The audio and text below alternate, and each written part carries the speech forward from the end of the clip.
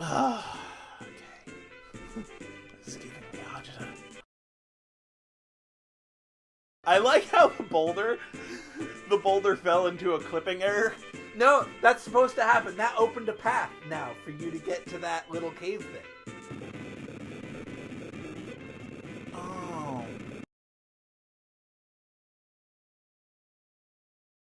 Welcome back to No Nostalgia Filter. We're in Fireburg again, which is apparently where we needed to go. The music is sassy. And what did we... You should hotel. Some group. Nope, that's live seats. Yeah, I want some more live seats. Okay. They're better than dead seats.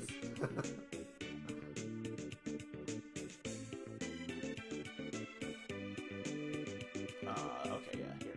Here's live hotel.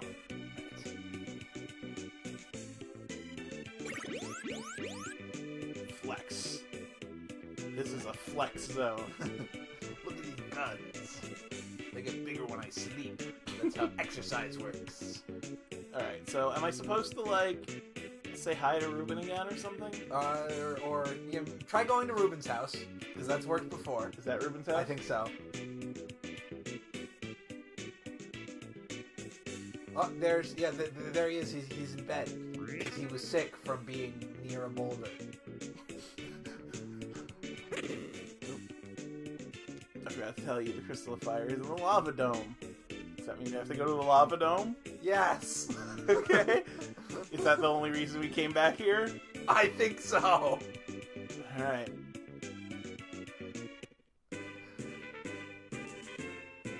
The lava dome, earthquake. Earthquake.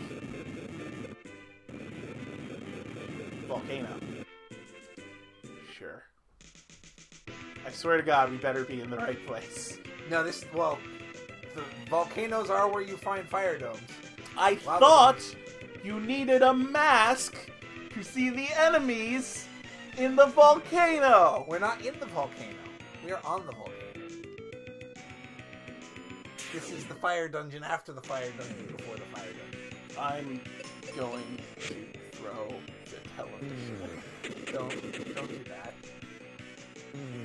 It doesn't belong to you. That's why I feel comfortable throwing it. Here we go. This dude's blocking a doorway. It's probably fine. Oh, more sexy and non-sexy monsters. It's a werewolf. Because werewolf means three. Hey, it's got a little white flag. Wait, really? That's a what? That is certainly not a werewolf. Not at all. That is about as far away from a werewolf. I mean, I guess it's a wolf, but it's a wolf. It's a tri-wolf. Oh, shiny box. Yeah. I found white. It's wizard. So what does wizard do? It's like black magic, but better. Oh, okay. Well, I found white. So I guess I could use white black magic. Yes.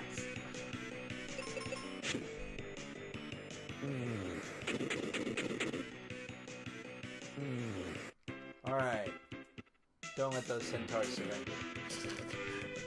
Kill them with bombs.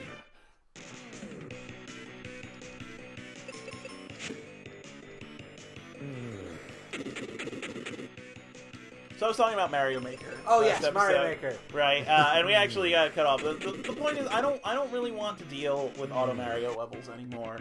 And in fact, I'm mostly done with gimmicky levels in general.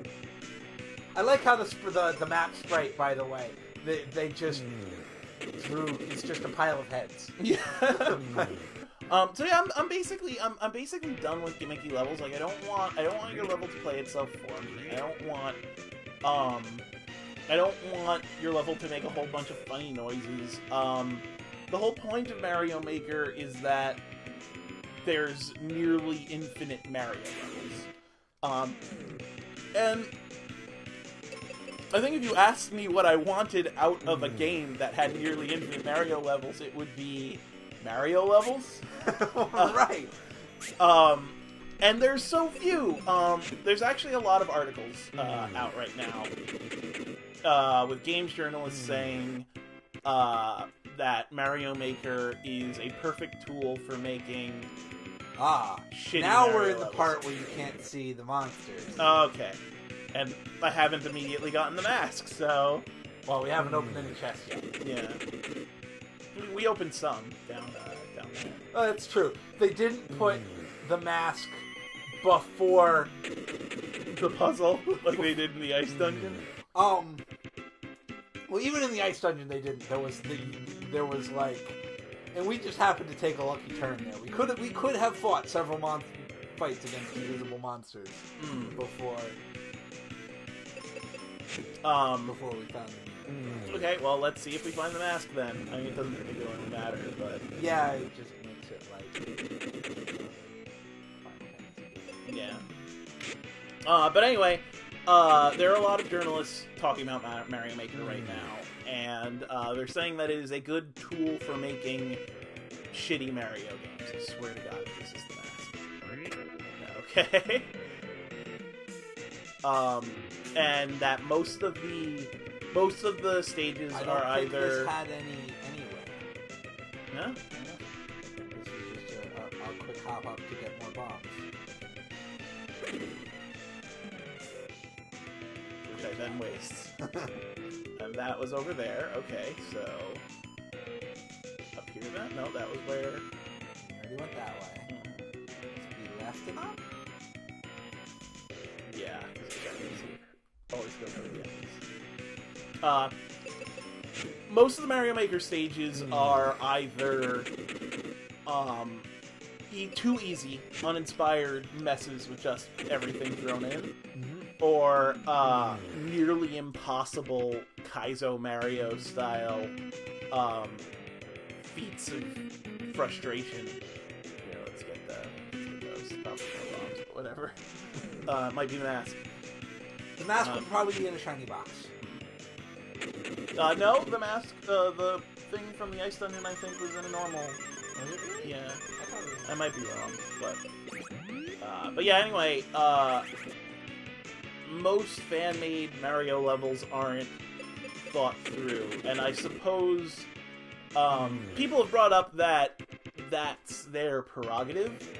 Like when you give someone tools, right? It is not the responsibility of the people who are using those tools to necessarily use those tools well. Like, you're not committing... The whole point of Mario Maker is that you have the freedom to do what you want. And if you are most people, what you want, or at least what you will accomplish, is to suck. Because most people suck at most things, because you have to suck before you get good at things. Right. Right? Like, if you haven't done level design before, which is not, like, a common after-school activity or anything. Oh, I wish it was. Like, if there was a Mario Maker club when I was going through school... Oh, right? Yeah, it would be awesome. Or just a game design club. Yeah. I would have been in there immediately. I would have made a board game, whatever. Instead of just playing the Dune board game over and over again. It is my favorite board game ever. If you ever get a chance to play the Dune board game, play that shit. It's great. But yeah, we're talking about Dune again. This is weird. Alright. But yeah, I don't know. I really think that Ghost multiplied itself. So the example that was used was okay. I guess you just have to kill them all at once. Good thing that I have bombs. Oh nope, bombs aren't good enough. Well, they seem to replicate themselves with their current hit points. So, I wonder if we get more XP for doing that. Well, that was. I haven't been looking at the regular XP numbers. Yeah. But that was almost as much as you got from the boss. Yeah. But that might have just been because the boss had a lame XP reward.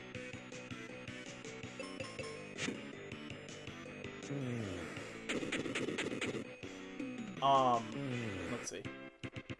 Oh, that's bad. Oh, fuck, needs level up. Yay. But yeah, there were a few extra experience points for all those duplicated. The example that was used in reference to Mario Maker in the articles that I was reading is that, say that you are just starting to learn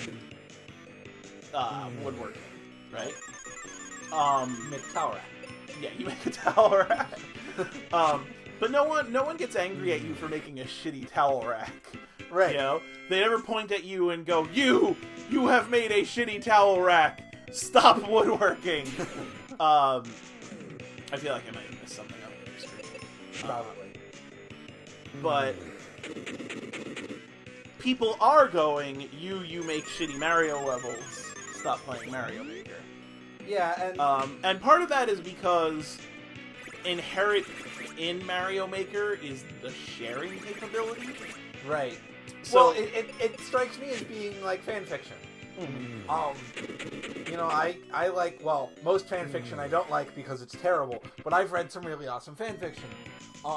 And the awesome fan fiction wouldn't exist if there hadn't been the culture of, hey, everybody write whatever fan fiction you want.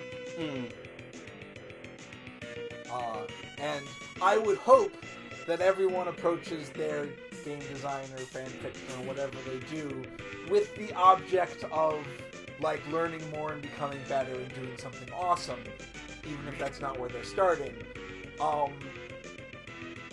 But, you know, okay, just, I didn't used to believe this, but we're better off with people having the ability to produce absolute shit because then more good stuff exists.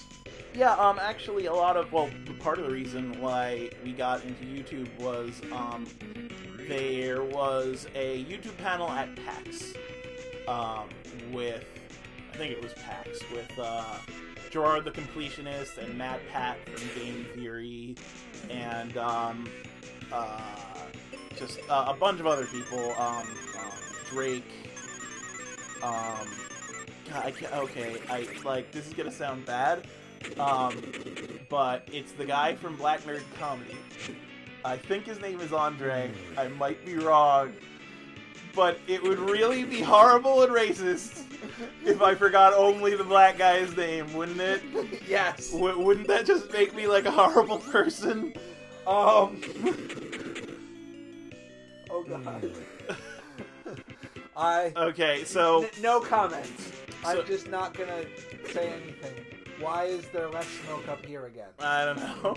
So anyway, now that we've realized that my memory is more racist than I am, I've watched Black Nerd Comedy. Why? I don't know. Anyway, so they, I remember the other white guy, Gaijin Goomba, was also there. Can't remember the black guy. Oh, I'm so disappointed in myself. Well, oh hey, there's a shiny chest. To be fair, that guy's name meant random white guy. What? Gaijin Goomba? Oh, Gaijin Goomba, yeah. But yeah, they held this panel. God, I'm an awful person. I feel awful. They held this panel and they were talking about how to get into YouTube. And the advice that they kept saying was just use a browser.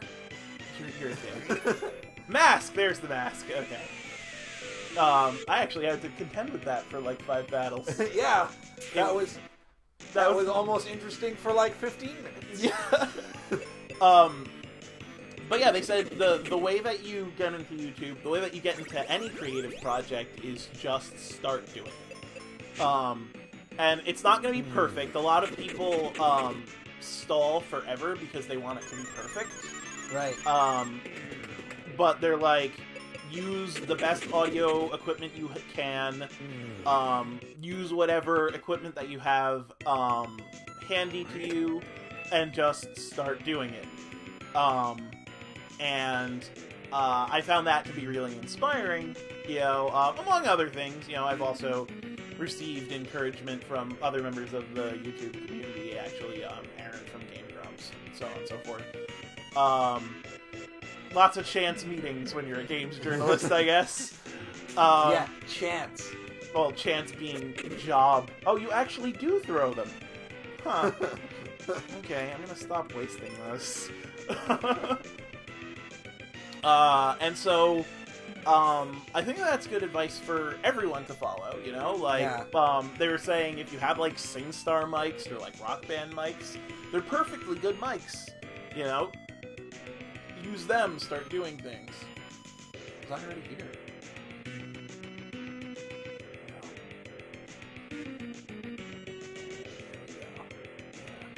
I'd probably have gone around. Yeah, probably. And so, you know, part of what we're doing right now is just that, following that advice. We're just doing something. Right. You know? Yeah, and there's other cool advice about creative stuff that I found on the internet. I don't remember the source now, but I'll see if I can find it from doobly-doo. When you start doing something, if it's like a medium you're familiar with, like if you've developed some taste in it, there's going to be a period where the stuff you know, like what you feel to be good, like what you want to be producing, and what you're able to produce, don't match yet. And like the advice is that happens to everyone, right? That's just normal. That's how learning to do a creative thing works. Werewolf attacks with body odor. Continue. Wet dog smell. Yeah. So you just do it and get better at it. You know, like how many webcomics have you read? Whatever your favorite webcomic is, the art was better. The art is better than it was when it started. Oh yeah. Every single look at Penny Arcade. You know, it was practically stick figures at the time. Or amusingly, look at Swear to God. Order of the Stick. Okay, I was gonna say, I swear to God, if you say El Gunas Shive. We'll talk talk about El Gunas Shive my next mouth episode. wanted to say El Gunas Shive, but then I made it not do that. But Order of the Stick, which is actually still a stick figure comic, but those stick figures look a lot better than they used to. So I just noticed that this is like an 18-minute episode. Yeah. So next time on No Nostalgia Filter, we'll continue talking about creative endeavors and about El Gunas Shive, I guess. Apparently. Yeah. See you next time. We're really going to talk about El Gunas Shive, aren't we? Since you said that, apparently. Nah. I don't know if that'll either gain us viewers or lose us viewers, because I'm about to say some rough shit.